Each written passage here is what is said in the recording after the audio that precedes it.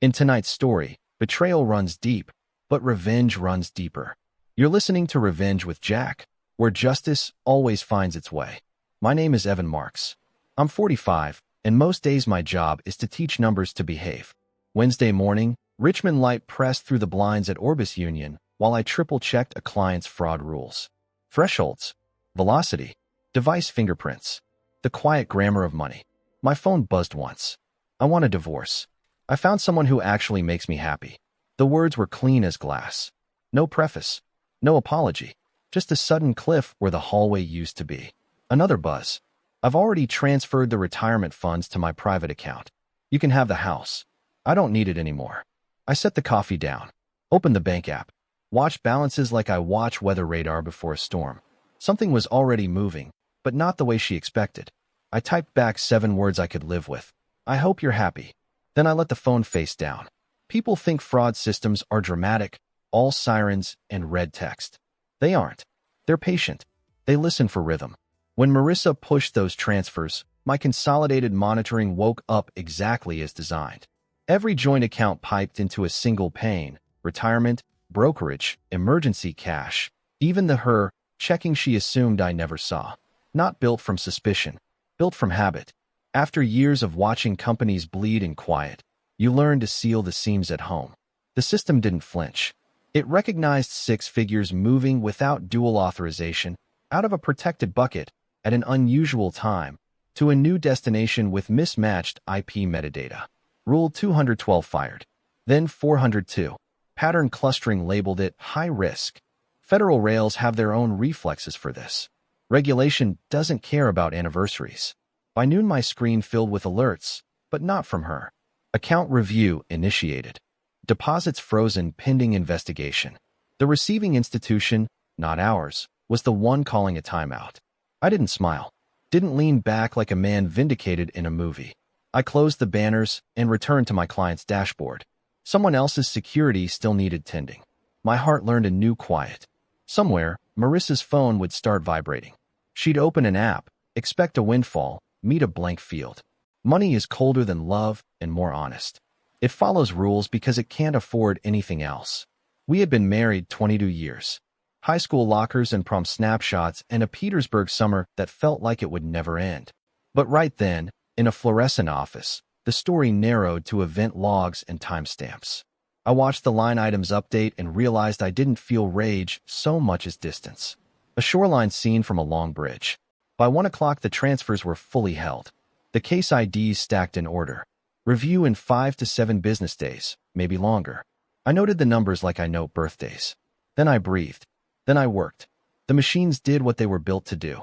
They didn't need me to explain heartbreak, only to confirm configuration.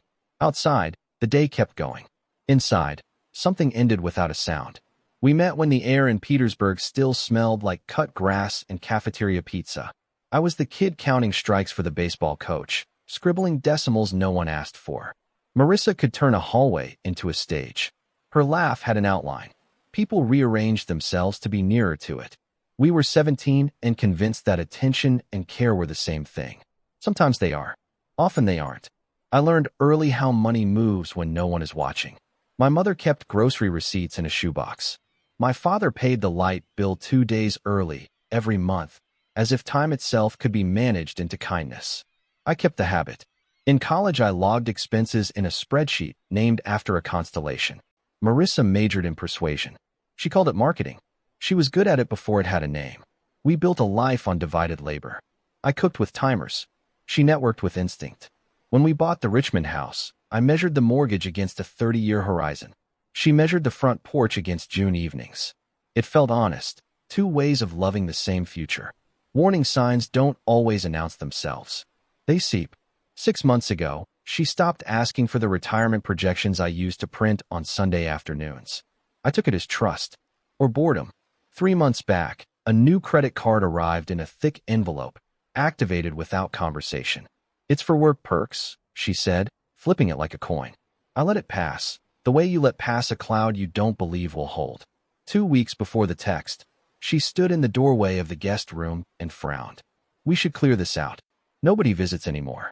It landed like a weather report, accurate and not. My sister, Lena, had noticed in November.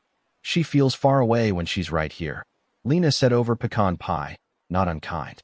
Probably just the conference run, I told her. Valiant's busy this quarter. We speak in other people's calendars when we're afraid to say our own. Marissa was rising fast. Seminars in Austin, panels in Phoenix, a way of shaking hands that made people think they'd been known longer than 5 minutes. I admired it. I admired her.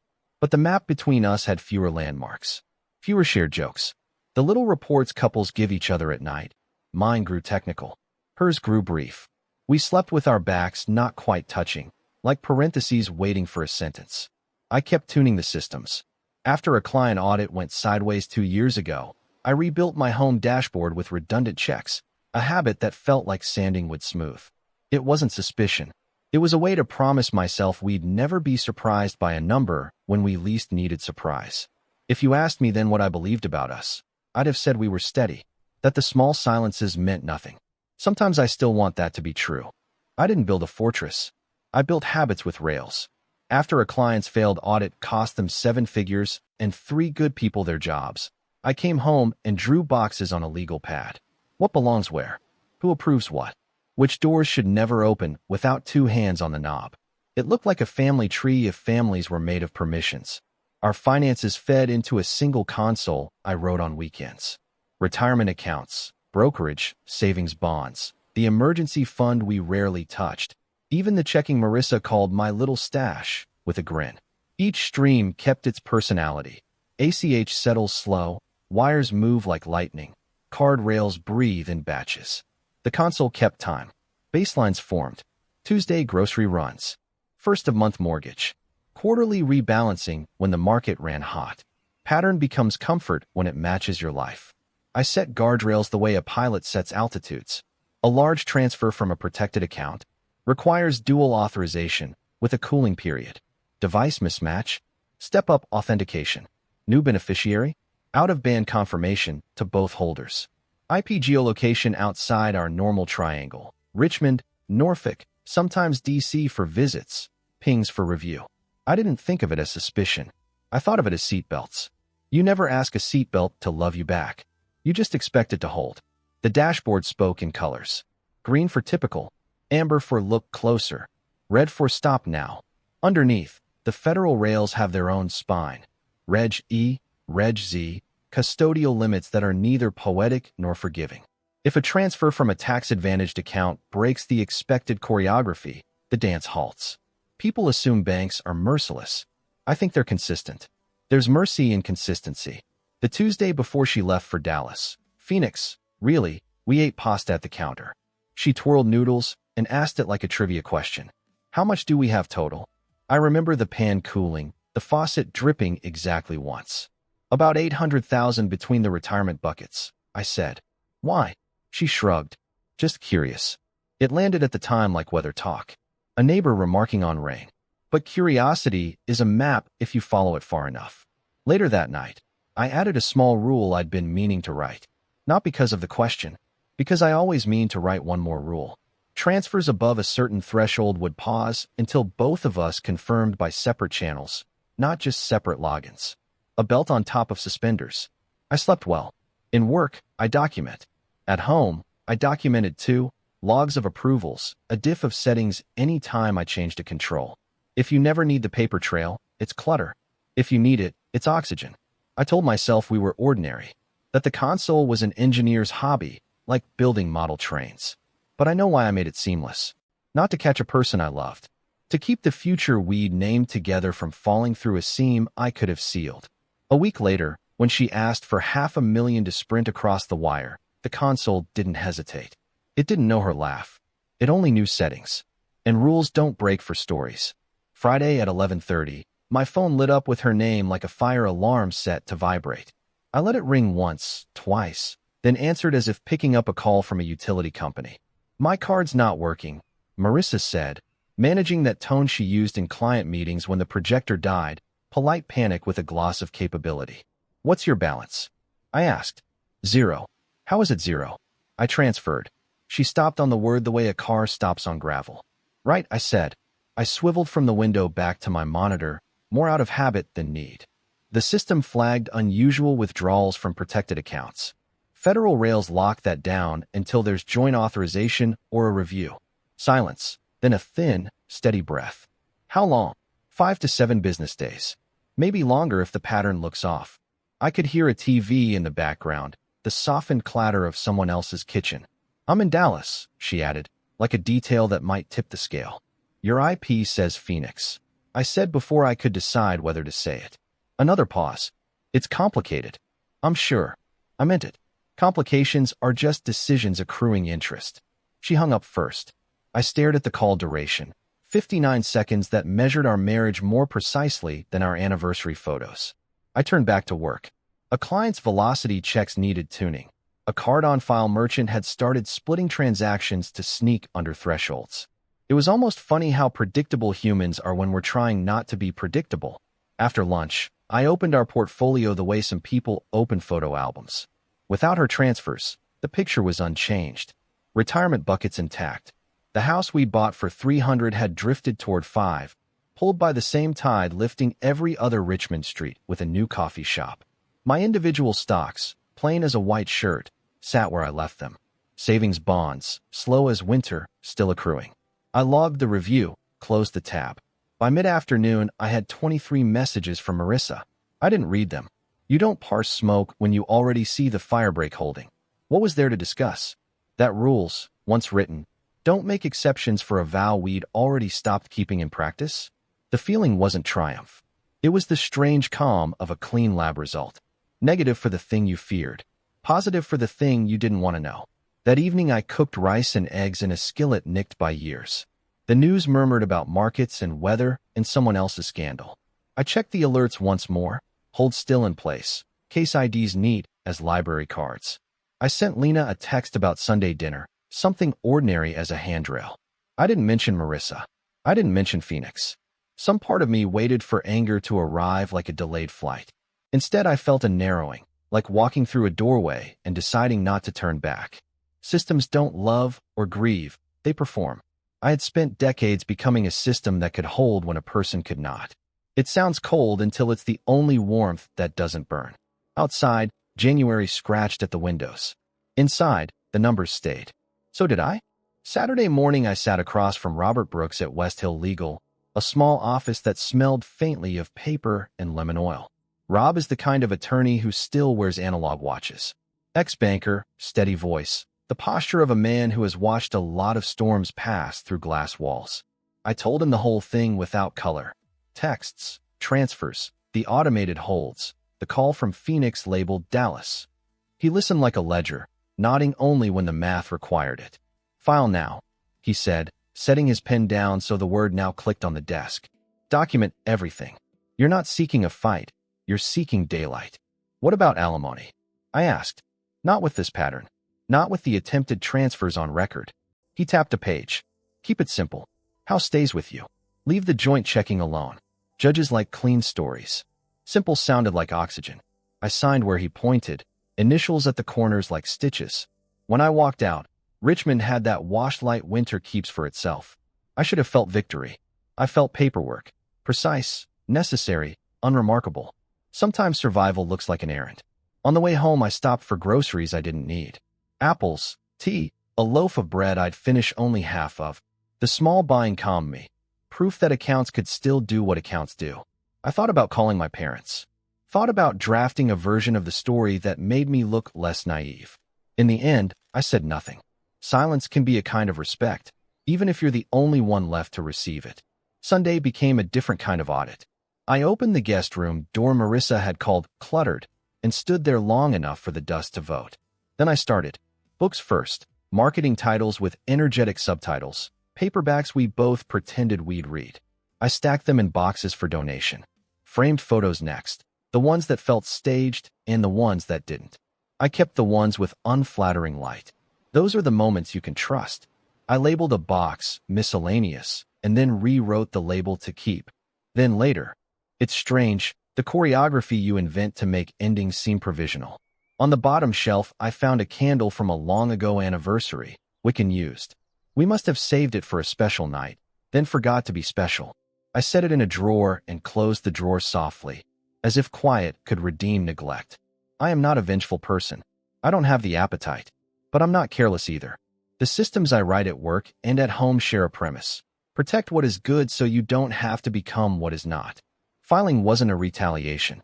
It was a fence line, a way to keep the field from eroding into the road.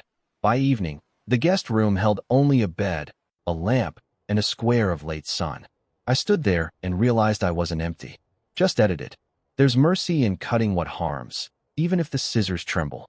The papers were filed Monday morning before coffee. I walked out of the courthouse and into air that felt a degree warmer. Maybe it was only the walk. Maybe it was relief choosing my lungs. By midweek, the shape of Marissa's counter-move arrived in a courier envelope.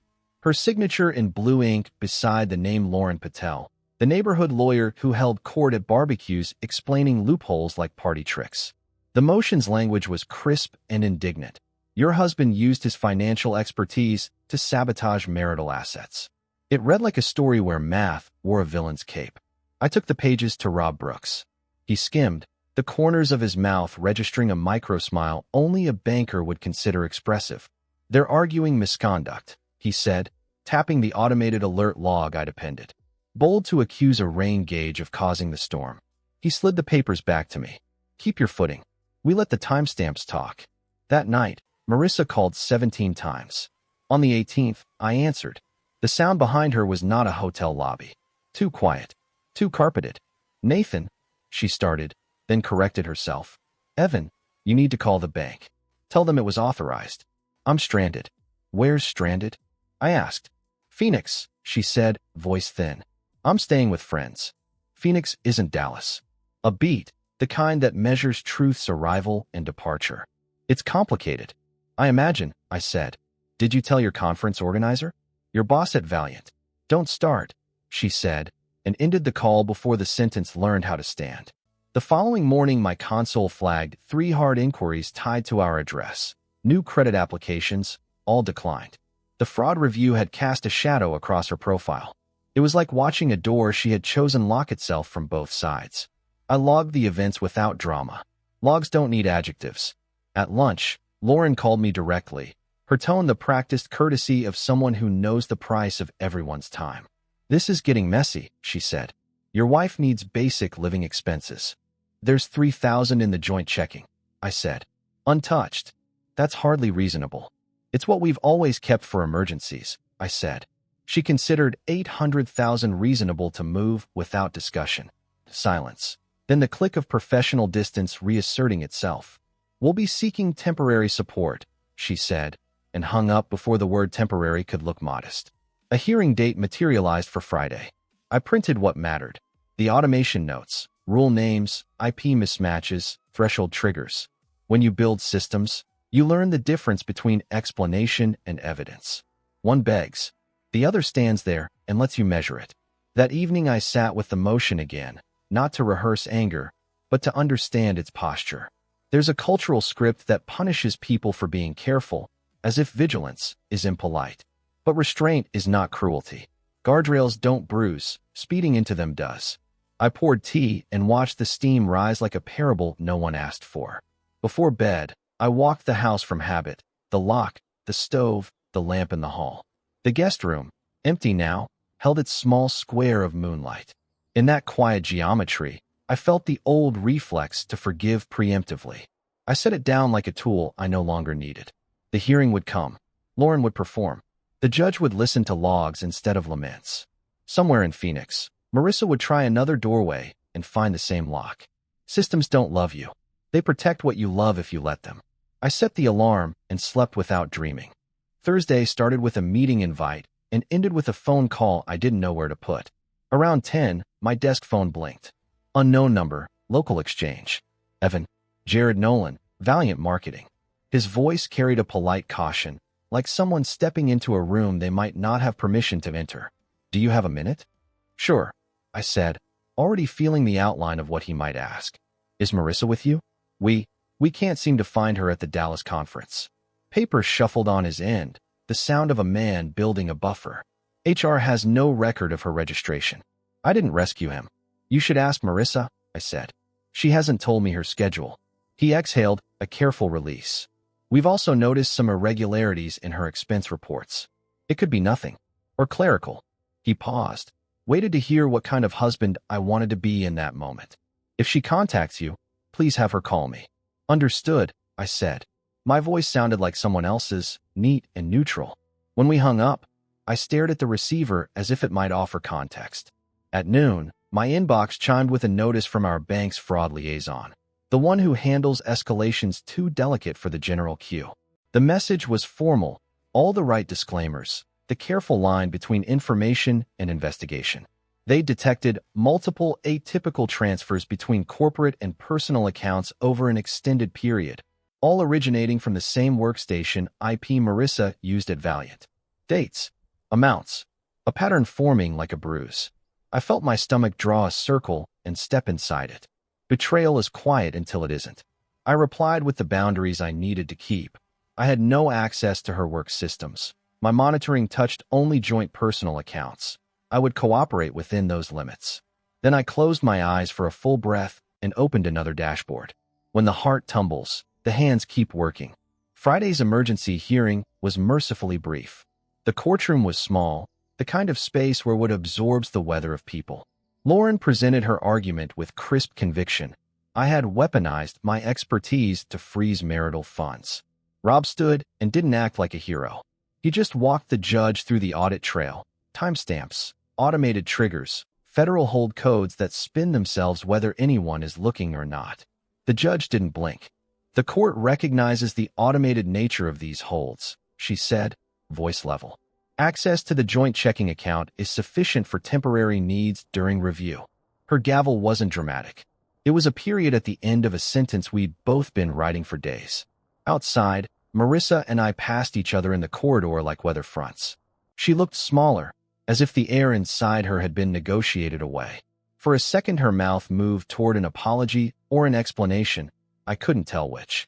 I nodded once, not unkind, then kept walking. I had nothing left to translate.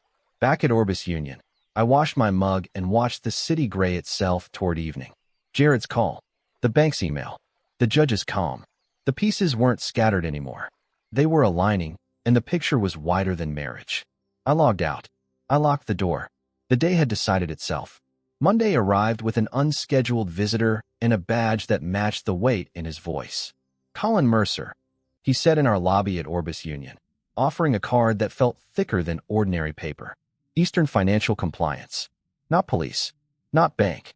The type who live where spreadsheets and subpoenas overlap. We'd appreciate a few minutes, he said.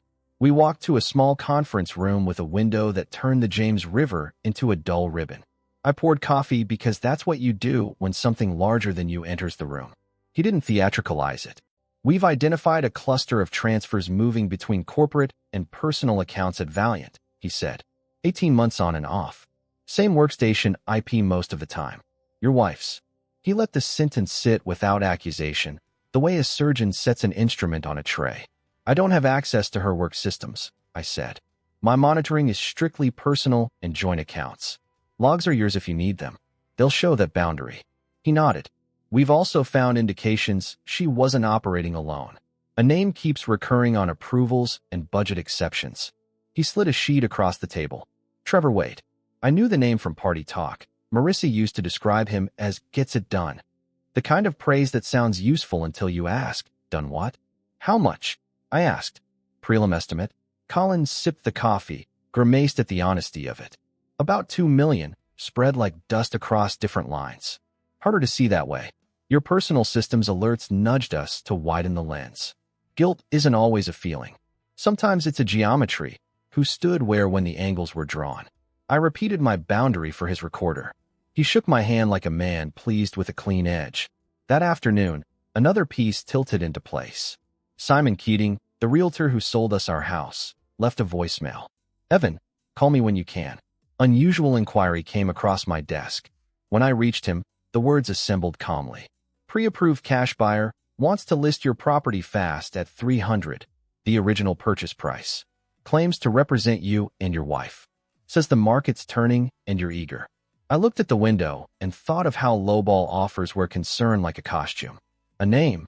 I asked. Wouldn't give one, Simon said. But the number they left pings back to a Valiant-issued phone, at least according to a contact who still owes me a favor. Trevor again. Or someone carrying his water. The plan was efficient. Trigger panic, shove a sale at yesterday's price, then flip the deed into a new shell and harvest the difference. Theft turned into real estate tone. I wrote the numbers down because writing makes things obedient. 300 then, 500 now. Spread that trick across a few addresses and you stop needing raises. You need only nerve. That evening I added my notes to a folder already thick with tidy sorrow. Texts, logs, hold codes. Not revenge. Just record. Systems breathe best in light. Before bed, I stood in the guest room doorway and felt the new map inside my life. Not anger. Alignment. In the morning I would call Colin back. Tell him about Simon. Say the name we both already knew. Detective Nora Flynn met me in a room that smelled like copier toner and coffee gone to bark. Richmond Financial Crimes keeps its walls simple, whiteboard grids, a cork map studded with red pins. 12 of them. A cluster near Midlothian, a line sweeping toward Short Pump, 2 along Church Hill where porches lean into evening air. 12 families so far, she said, tapping the pins with a capped marker. All employees or close to employees at Valiant. Same rhythm, sudden pressure, fast cash buyer, below market offer, a friend who can close in a week. Half of them had recent HR changes, new managers, reorganized budgets. Confuse the ground, then move the fence. She showed me printouts, property values, deed histories, odd little LLCs with patriotic names and mailboxes for headquarters. Trevor Wade's signature appeared like a watermark, not always visible, always there. Marissa's workstation tied approvals to reallocations that made deeds wobble without drawing attention. If money could wear soft shoes, this was how. I didn't see it, I said. It wasn't a confession, it was a measurement. I built rails at home. I left work to her. That's not negligence, Nora said. It's marriage. People are allowed to trust. She drew a rectangle around my address. Your case is clean. The personal system you built gives us a timestamp that lines up with their first big test flight. The auditors can follow your logs like mile markers. She talked charges without drama. Wire fraud, conspiracy, maybe RICO if the pattern stands as an enterprise. The words were dry and correct. They sat in my ear like folded paper. I thought of the families behind the pins, kids' bikes on porches, church fish fries, HOA newsletters about trash day, all the unglamorous threads that make a street hold together. A fast sale at the wrong price doesn't just skim equity. It pulls nails from the frame of a neighborhood. On my way home, the city felt ordinary in the way that keeps people safe. Buses waking up, a crossing guard with a whistle, a man walking a dog who thinks he's in charge. I wanted that ordinariness to count for more than it does. Systems help it count. I sat at my desk and opened the folder I'd been curating like a small museum. Console diffs, alert IDs, registration logs for 2-factor prompts, IP drift notes, the chart that showed how transfers breathe at 3 a.m. when someone believes no one's awake. I wrote a simple cover letter for the U.S. Attorney, complete personal monitoring records relevant to joint accounts. No access to Valiant systems. Consent to share with investigators. Then I encrypted, attached, sent. No flourish. Just a ledger line crossing itself to balanced. Lauren filed another motion that afternoon, something sharp about basic living expenses. It landed and slid. The earlier ruling held. In Phoenix, Marissa tried a different card. Declined. In Richmond, the pins on Nora's board waited for names to become affidavits. That night, I stood at the kitchen sink and watched the dark settle over the street. I wasn't angry. I was aligned, the way a level's bubble finds center when you stop touching it. Facts move slower than fear, but they arrive. Grand juries aren't dramatic. They are fluorescent and chilly, the color of long decisions. I sat at the end of a U-shaped table and swore to tell the truth. My voice sounded like the inside of a file drawer.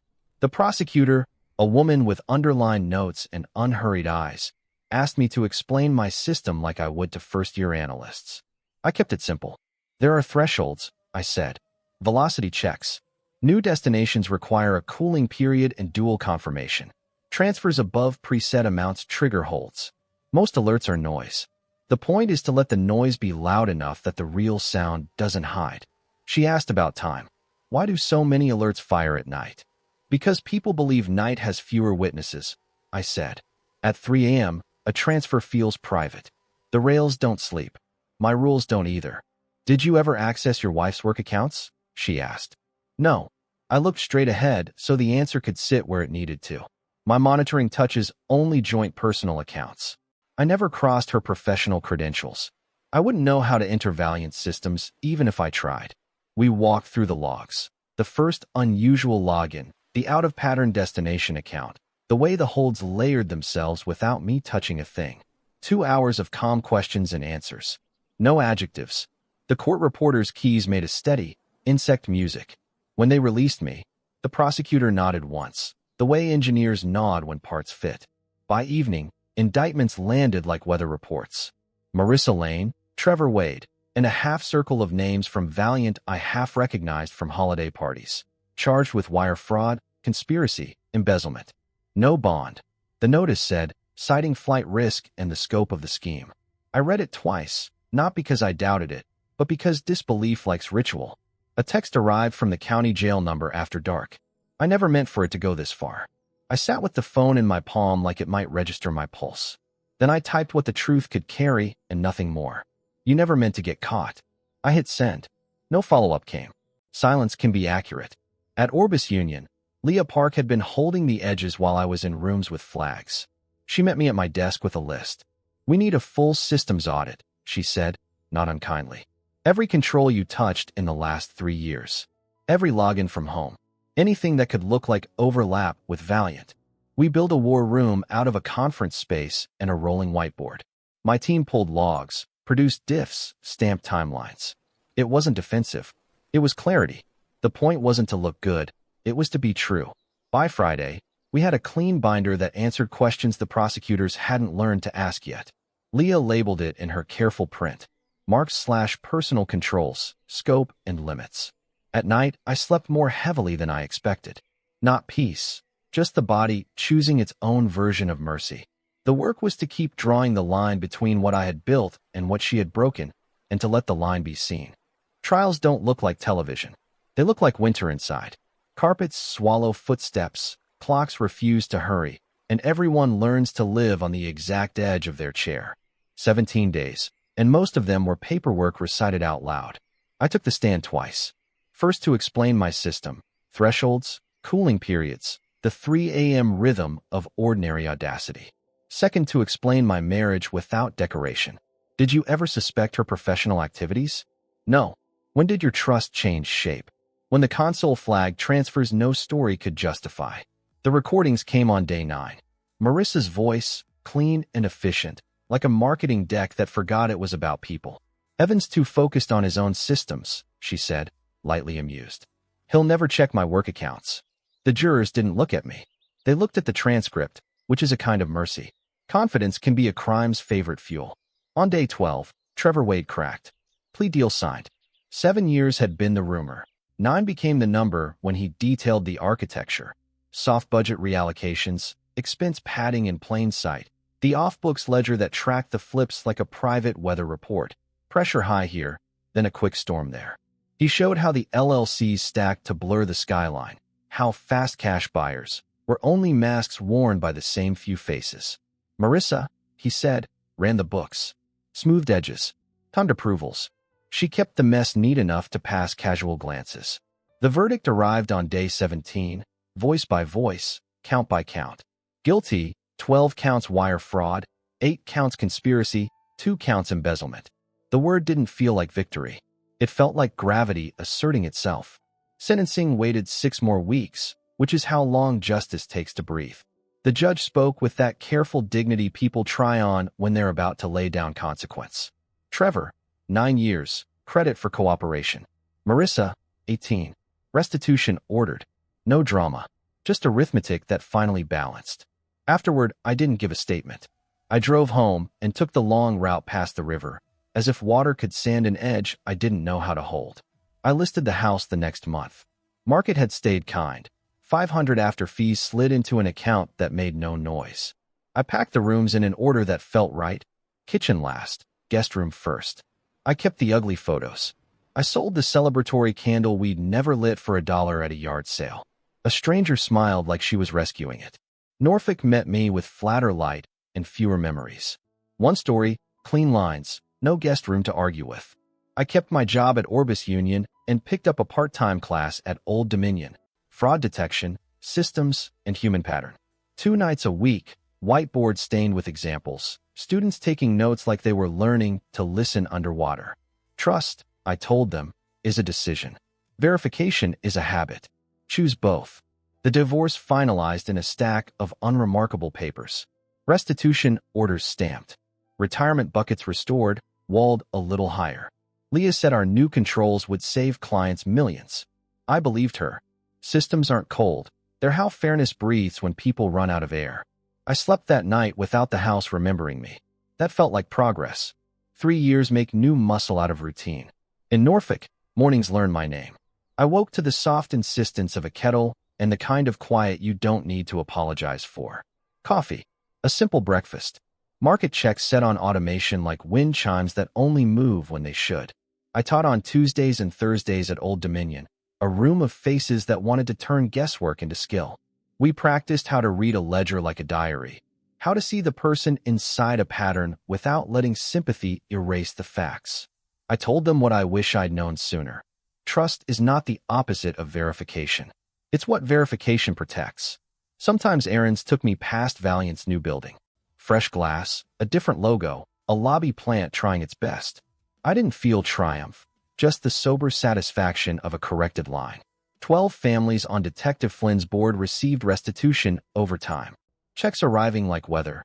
Late for some, earlier for others, but arriving. The street where we once lived grew new porches. A swing appeared on one. Equity turned back into paint and laughter. That is the math I respect. Marissa wrote letters from prison at first. They arrived folded twice, the handwriting careful, as if neatness could argue with truth. I filed them by date in a drawer labeled evidence. Not out of cruelty, out of continuity. Her last letter said she got lost in the money. I read it once and put it away. Getting lost is different from choosing a road that was never a road. I learned to stop answering questions that only wanted absolution. I sold the last of our shared furniture on a sunlit Saturday. A couple starting out bargained kindly for the table with the heat ring from a frantic Thanksgiving. I dropped the price. They loaded it into a truck that smelled like pine and promises. After they left, the room echoed and then didn't. Emptiness is honest. It says exactly what it means. At work, Leah and I added controls tuned to the schemes we'd seen. Budget reallocations that masquerade as savings, card-on-file splits dressed up as customer courtesy, real estate flips hiding in LLC matryoshkas. Our clients slept better, or at least they slept more completely. If fairness breathes, it does so through well-placed gates. On the way to class one evening, I passed the river and thought about how numbers change people and how people bend numbers. I don't mistake systems for love anymore. I ask less of people than I used to and more of the structures we share. That's not cynicism. It's maintenance. When I lecture, I end with the same slide. A quiet graph, thresholds floating like guardrails. Betrayal happens, I tell the room. Theft occurs. Write your rules in a way that keeps your life standing when doors slam. Forgiveness can come later or not at all. But protection must arrive on time. The class packs up. The lights click off. I walk out into a night I recognize, steady as a balanced book. Somewhere, a kettle begins again.